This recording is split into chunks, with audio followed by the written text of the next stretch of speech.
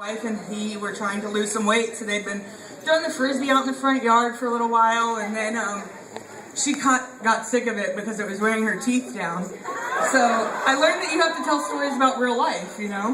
That's the funniest thing. So I actually called my dad a few days ago, and this young black girl answers his cell phone, and she's like, "Hello, who is this?" I was like, "It's Shelly. I was looking for my dad."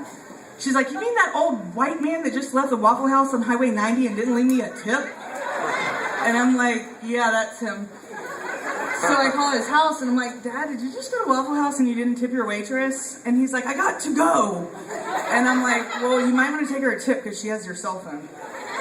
But let's get to the reason we're all here. I have written us a look back on our time at Leon. So play the serious music. We're also focused now on what our lives have become. Can I take my shoes off? I should leave them on. This is being recorded. We're also focused now on what our lives have become, but it's time to take a look back at the Leon High School class of 2001. Back to the beginning of September 1997, 5 years before the tragedy of September 11. Excited and nervous, not knowing how it would go, or that the first day at Leon is a fashion show. Before then, I'd never heard of the Deer Lake girls, but you could pick them out in their khakis and their pearls. Freshmen had to park on the curb of Tennessee, but don't park next to the bad kids under the tree. Sorry if any of you are here tonight. If you could remember to order and you could remember to pay, you could send your friends balloons for their birthday. I believe every freshman was in Mr. Bierberharder's class where no one learned nothing but everyone passed. Sorry, Mr. Bierberharder, if you're here. We all had to do gym class out in the sun, ran around the track to train for the 24-minute run. We'd all stick together, circling in a bunch, as juniors and seniors walked by mocking us on their way to second lunch. Good luck changing clothes before the next bell would ring, which really sucks if your next class was in the new building. Hopefully this was a Spanish class where again you'd learn nothing but it went by fast. Fast forward to 10th grade, anything memorable here? Oh well, I'll lump it together with our junior year. We'd wait all night for Friday night to come to go to the football game at Capitol Stadium. You had to listen closely to what Coach Ardley said to get your license and pass driver's ed. After that, we were ready to roll from the dirt parking lot to the Junior Bowl.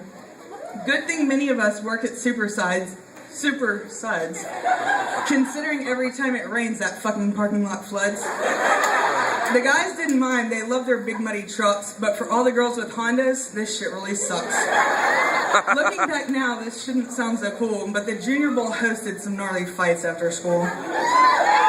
Girls wearing spaghetti straps hoped they wouldn't see her, or your ass would get chewed out and lectured by Miss Weaver. A lecture from her or Hannah would surely make you squirm, but after you could cheer up with a visit to Mr. Durham.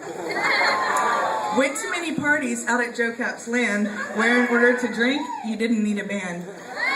Yeah, by this time I had my own fake ID, but I was 16 and she was 23. The easiest club to get into back then, it was Stetson's, which kind of made CPA seem like the Jetsons. With themed roomed cage dancers and liquor shots a-flowing, good thing back then our parents didn't know where we were going.